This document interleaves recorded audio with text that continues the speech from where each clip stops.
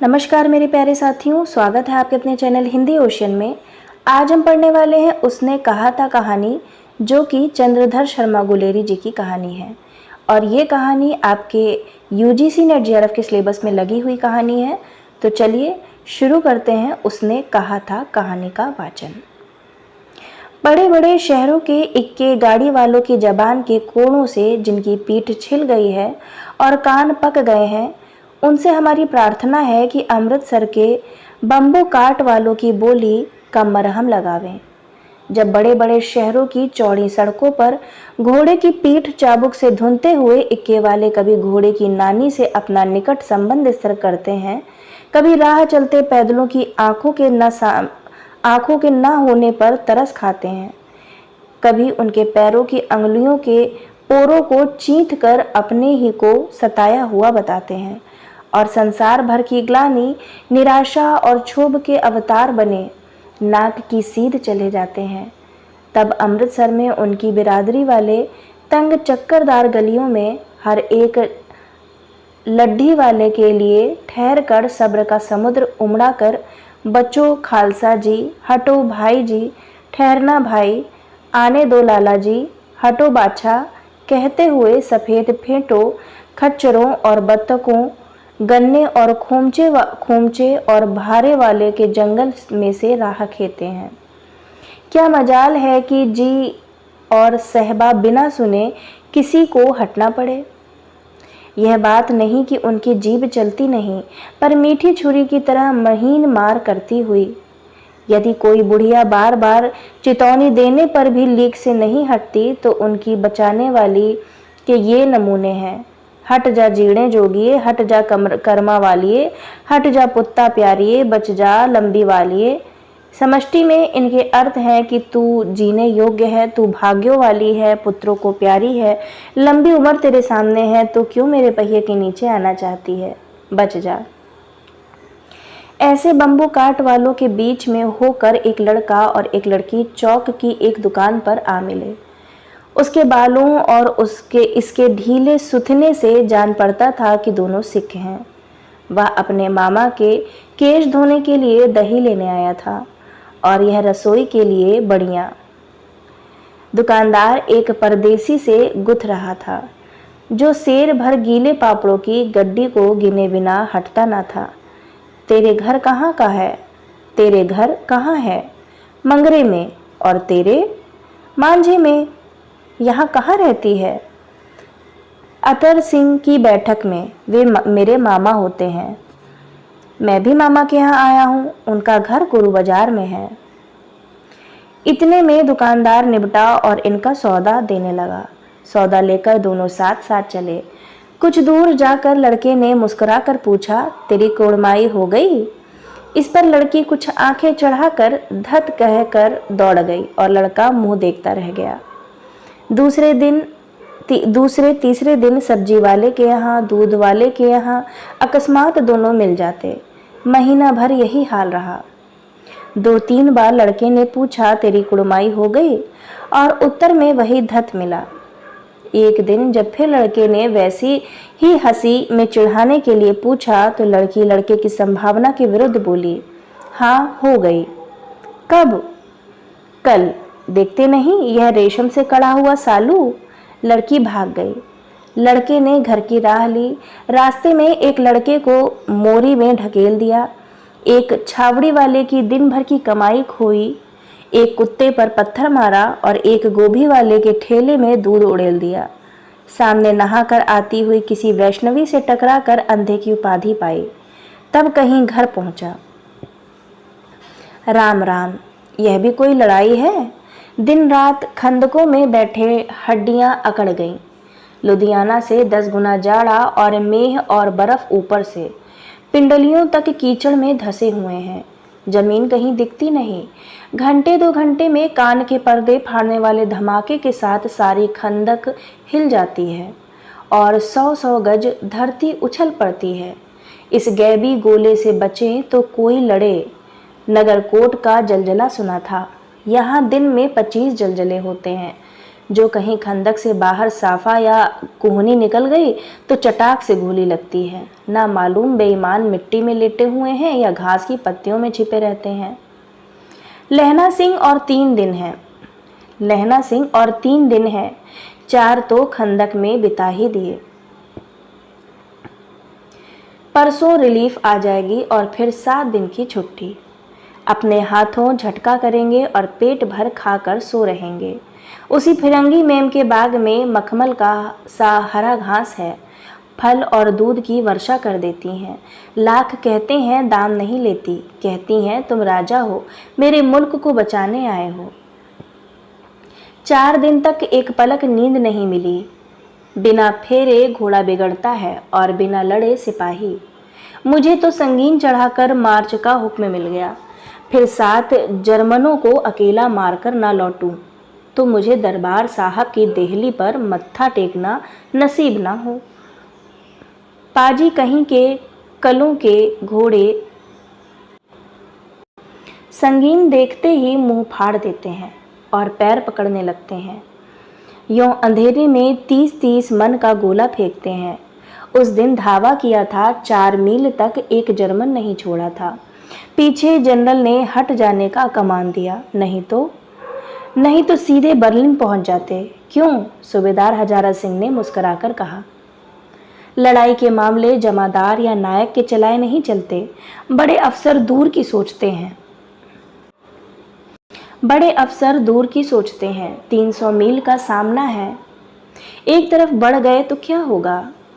सूबेदार जी सच है, लहना सिंह बोला, पर करे क्या? हड्डियों में तो जाड़ा धस गया है। सूर्य निकलता नहीं और खाई में दोनों तरफ के चंबे की बावलियों में के से सोते झर रहे हैं। एक धावा हो जाए तो गर्मी आ जाए। उद्यमी उठ, सिगड़ी में कोले डाल। वजीरा तुम 4 जने बाल्टियां लेकर खाई का पानी बाहर फेंको। महासिंह शाम हो गई, खाई के दरवाजे का पहरा बदल ले। यह कहते हुए सूबेदार सारी खंदक में चक्कर लगाने लगे। वजीरा सिंह पलटन का विदूषक था। बाल्टी में गंदला पानी भरकर खाई के बाहर फेंकता हुआ बोला, मैं पाधा बन गया हूँ, करो जर्मनी के बादशाह का तर्पण। इस पर सब खिलखिला पड़े और उदासी के बादल फट गए। लहना सिंह ने दूसरी बाल्टी भरकर उसके हाथ में देकर कहा, अपनी बाड़ा के खरबूजों में पानी दो। ऐसा खाद का पानी पंजाब भर में नहीं मिलेगा। हाँ, देश क्या है, स्वर्ग है। मैं तो लड़ाई के बाद सरकार से 10 गुना जमीन यहाँ मांग लूंगा और फलों के बूटे लगाऊंगा। लाड़ी होरा को भी यहाँ बुला लोगे या फिर दूध पिलाने वाली फिरंगी मैम? चुप कर, यहाँ वालों को शर्म नहीं। देश देश की चाल है। आज तक मैं उसे समझ न सका कि सिख तंबाकू नहीं पीते। वह सिगरेट देने में हट करती है, ओठों में लगाना चाहती है और मैं पीछे हटता हूँ तो समझती है कि राजा बुरा मान गया, अब मेरे मुल्क के लिए लड़ेगा नहीं। अच्छा, अब बोधा सिंह कैसा है? अच्छा है, जैसे मैं जानता ही ना हूँ। रात भर तुम अपने कंबल में उसे उड़ाते हो और आप सिगड़ी के सहारे गुजर करते हो। उसके पहरे पर आप पहरा दे आते हो। अपने सूखे लकड़ी के तख्तों पर उसे सुलाते हो। आप कीचड़ में पड़े रहते हो, कहीं तुम न मांदे पड़ जाना। जाड़ा क्या है, मौत है, और निमोनिया से मरने वालों के मुरब्बे नहीं मिला करते। मेरा डर मत करो, मैं तो बुलेल की खड्ड के किनारे मरूंगा। भाई कीरत सिंह की गोदी पर मेरा सिर होगा और मेरे हाथ के लगाए हुए आंगन के आम के पेड़ की छाया होगी। वजीरा सिंह ने त्योरी चढ़ाकर कहा, क्या मरने मारने की बात लगाई है? मरे जर्मनी और तुर्क? हाँ भाइयों, कैसे? दिल्ली शहर ते पिशोर नु जांदिए, कर लेना लौंगा दा व्यापार मड़िए, कर लेना नाड़े दा सौदा अड़िए। ओए लाना चटाका कुदुए नु कद्दू बनाया वे मजेदार गोरिए, हुड़ लाड़ा चटाका कुदुओ नु। कौन जानता था कि दाढ़ी वालों घरबारी सिख ऐसा लुच्चों का गीत गाएंगे। पर सारी खंदक इस गीत से गूंज उठी और सिपाही फिर ताजे हो गए, मानो 4 दिन से सोते और मौज ही करते रहे हों। दोपहर रात गई है। अंधेरा है, सन्नाटा छाया हुआ है। बोधा सिंह खाली बिस्कुटों के 3 टिनों पर अपने दोनों कंबल बिछाकर और लहना सिंह के 2 कंबल और एक बारन कोट ओढ़कर सो रहा है। लहना सिंह पहरे पर खड़ा हुआ है, एक आंख खाई के मुंह पर है और एक बोधा सिंह के दुबले शरीर पर। बोधा सिंह कराहा, क्यों बोधा भाई, क्या है? पानी पिला दो। लहना सिंह ने कटोरा उसके मुंह से लगाकर पूछा। कहो कैसे हो? पानी पीकर बोधा बोला, कंपनी छूट रही है, रोम रोम में तार दौड़ रहे हैं, दांत बज रहे हैं। अच्छा, मेरी जर्सी पहन लो। और तुम? मेरे पास सिगड़ी है और मुझे गर्मी लगती है, पसीना आ रहा है। ना, मैं नहीं पहनता। 4 दिन से तुम मेरे लिए। हाँ, याद आई, मेरे पास दूसरी गरम जर्सी है, आज सवेरे ही आई है, विलायत से बुन बुन कर भेज रही है मैं।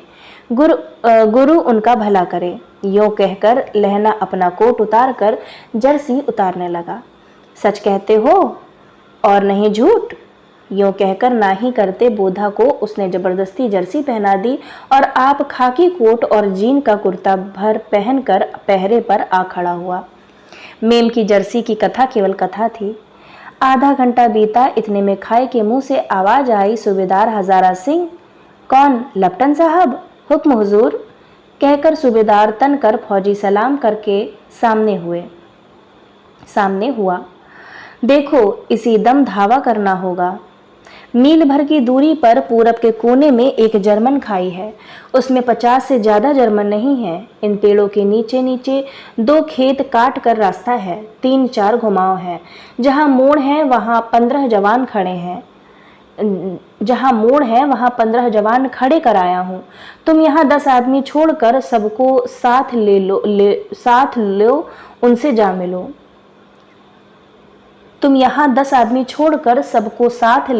जा मिलो। खंदक छीन कर वहीं, जब तक दूसरा हुक्म न मिले। डटे रहो, हम यहाँ रहेगा। जो हुक्म। चुपचाप सब तैयार हो गए। बोधा भी कंबल उतार कर चलने लगा। तब लहना सिंह ने उसे रोका। लहना सिंह आगे हुआ तो बोधा के बाप सूबेदार के उंगली से बोधा की ओर इशारा किया।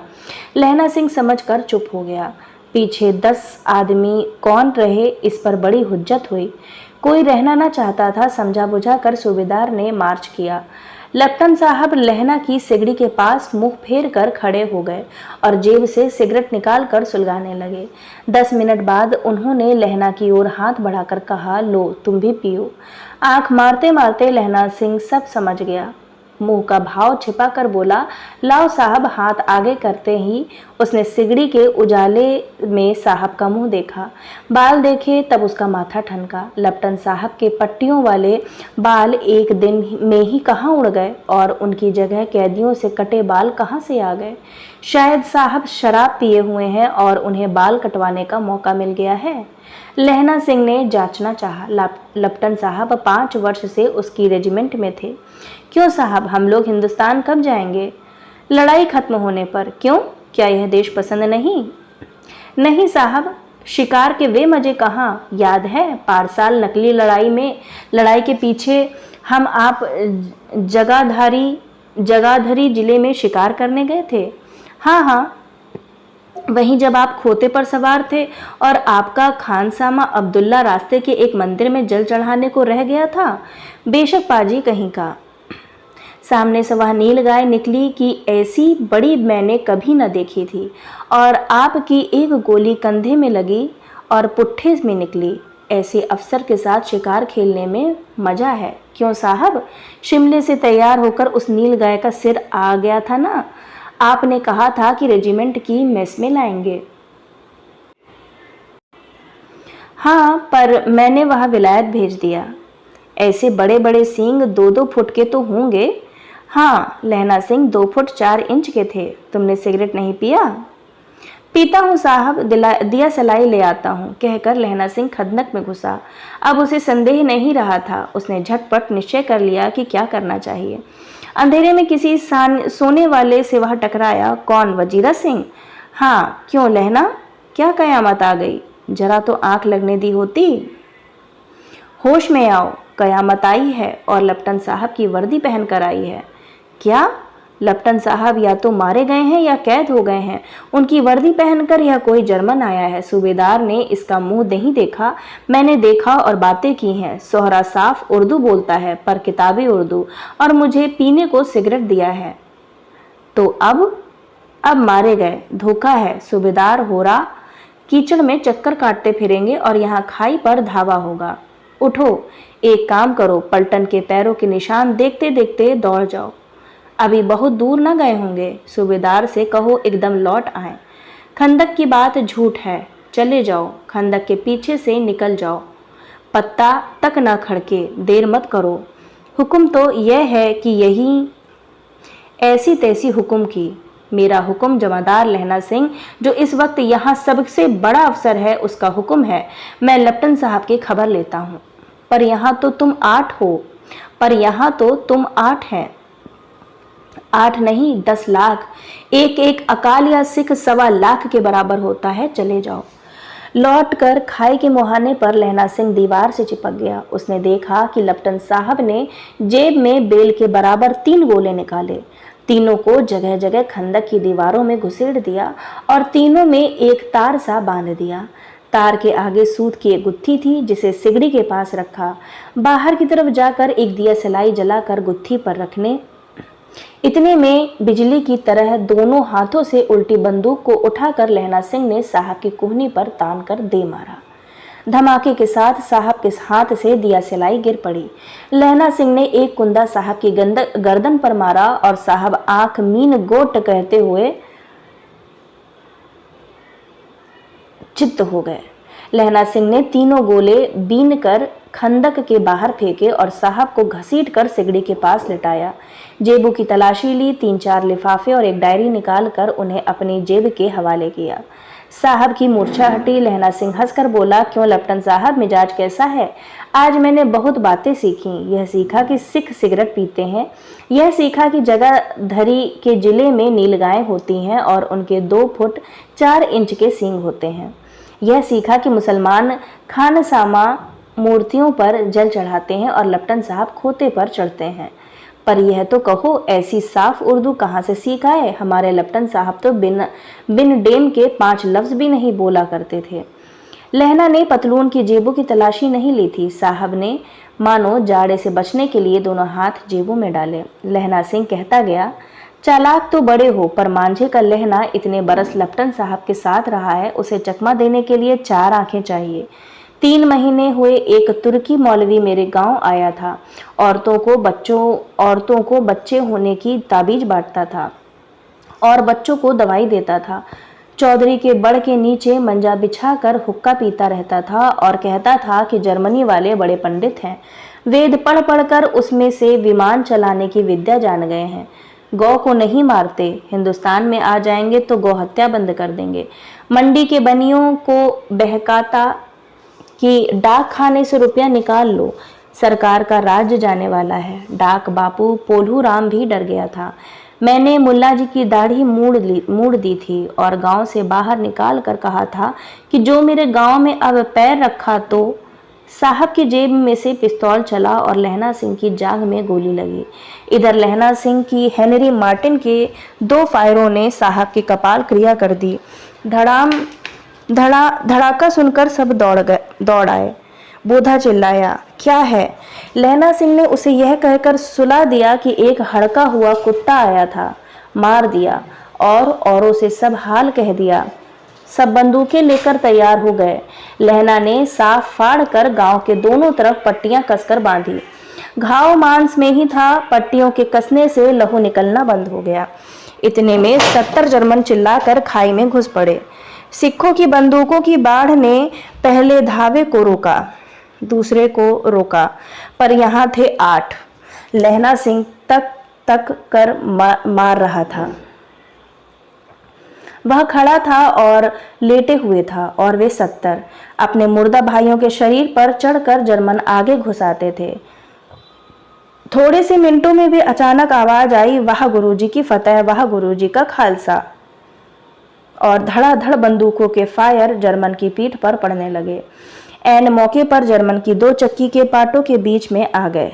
पीछे से सूबेदार हजारा सिंह के जवान आग बरसाते थे और सामने लहना सिंह के साथियों के संगीन चल रहे थे। पास आने पर पीछे वालों ने भी संगीन पिरोना शुरू कर दिया। एक किलकारी और अकाल सिक्खा दी फौज आई, वाह गुरुजी दी फतेह, वाह गुरुजी दा खालसा, सत श्री अकाल पुरख। और लड़ाई खत्म हो गई। 63 जर्मन या तो खेत रहे थे या कराह रहे थे। सिखों में 15 के प्राण गए। सूबेदार के दाहिने कंधे में से गोली आर पार निकल गई। लहना सिंह की पसली में एक गोली लगी। उसने घाव को खंदक की गीली मट्टी से पूर लिया और बाकी का साफा कसकर कमरबंद की तरह लपेट लिया। किसी को खबर न हुई कि लहना को दूसरा घाव, भारी घाव लगा है। लड़ाई के समय चांद निकल आया था, ऐसा चांद जिसके प्रकाश से संस्कृत कवियों का दिया हुआ छई नाम सार्थक होता है। और हवा ऐसी चल रही थी जैसे बाणभट्ट की भाषा में दंत वीणोपदेशाचार्य कहलाती। वजीरा सिंह कह रहा था कि कैसे मन भर फ्रांस की भूमि मेरे बूटों से चिपक रही थी। जब मैं दौड़ा दौड़ा सूबेदार के पीछे गया था, सूबेदार लहना सिंह से सारा हाल सुन और कागजात पाकर वे उसकी तुरंत बुद्धि को सराह रहे थे और कह रहे थे कि तू ना होता तो आज सब मारे जाते। और इस लड़ाई की आवाज़ 3 मील दाहिनी ओर की खाई वालों ने सुन ली थी। उन्होंने पीछे टेलीफोन कर दिया था। वहां से झटपट 2 डॉक्टर और 2 बीमार ढोने की गाड़ियां चली जो कोई 1.5 घंटे के अंदर अंदर आ पहुंची। फील्ड अस्पताल नज़दीक था। सुबह होते होते वहां पहुंच जाएंगे, इसलिए मामूली पट्टी बांधकर एक गाड़ी में घायल लिटाए गए और दूसरी में लाशें रखी गईं। सूबेदार ने लहना सिंह की जांघ में पट्टी बंधवानी चाहिए, पर उसने यह कहकर टाल दिया कि थोड़ा घाव है, सवेरे देखा जाएगा। बोधा सिंह ज्वर में बर्रा रहा था। वह गाड़ी में लिटाया गया। लहना को छोड़कर सूबेदार जाते नहीं थे। यह देख लहना ने कहा, तुम्हें बोधा की कसम है और सूबेदारनी जी की सौगंध है जो इस गाड़ी में ना चले जाओ, और तुम मेरे लिए वहां पहुंचकर गाड़ी भेज देना। और जर्मन मुर्दों के लिए भी तो गाड़ियां आती होंगी। मेरा हाल बुरा नहीं है, देखते नहीं मैं खड़ा हूं, वजीरा सिंह मेरे पास है ही। अच्छा, पर बोधा गाड़ी पर लेट गया। भला आप भी चढ़ जाओ। सुनिए तो, सूबेदारनी होरा को चिट्ठी लिखो तो मेरा मत्था टेकना लिख देना, और जब घर जाओ तो कह देना कि मुझसे जो उसने कहा था वह मैंने कर दिया। गाड़ियां चल पड़ी थीं। सूबेदार ने चढ़ते चढ़ते लहना का हाथ पकड़कर कहा, तैने मेरे और बोधा के प्राण बचाए हैं। लिखना कैसा, साथ ही घर चलेंगे। अपनी सूबेदारनी को तू ही कह देना उसने क्या कहा था।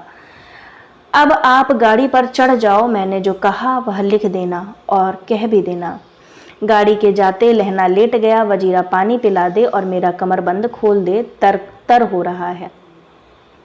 मृत्यु के कुछ समय पहले स्मृति बहुत साफ हो जाती है। जन्म भर की घटनाएं एक एक करके सामने आती हैं। सारे दृश्यों के रंग साफ होते हैं। समय की धुंध बिल्कुल उन पर से हट जाती है। लहना सिंह 12 वर्ष का है। अमृतसर में मामा के यहाँ आया हुआ है। दही वाले के यहाँ, सब्जी वाले के यहाँ, हर कहीं उसे एक 8 वर्ष की लड़की मिल जाती है। जब वह पूछता है तेरी कुड़माई हो गई, तब धत कर वह भाग जाती है। एक दिन उसने वैसे ही पूछा तो उसने कहा, हाँ कल हो गई। देखते नहीं यह रेशम के फूलों वाला सालू। सुनते ही लहना सिंह को दुख हुआ, क्रोध हुआ। क्यों हुआ? वजीरा सिंह पानी पिला दे। 25 वर्ष बीत गए। अब लहना सिंह नंबर 77 राइफल्स में जमादार हो गया है। उस 8 वर्ष की कन्या का ध्यान ही न रहा। न मालूम वह कभी मिली थी या नहीं। 7 दिन की छुट्टी लेकर जमीन के मुकदमे की पैरवी करने वह अपने घर गया। वहां रेजिमेंट के अफसर की चिट्ठी मिली कि फौज लाम पर जाती है, फौरन चले आओ।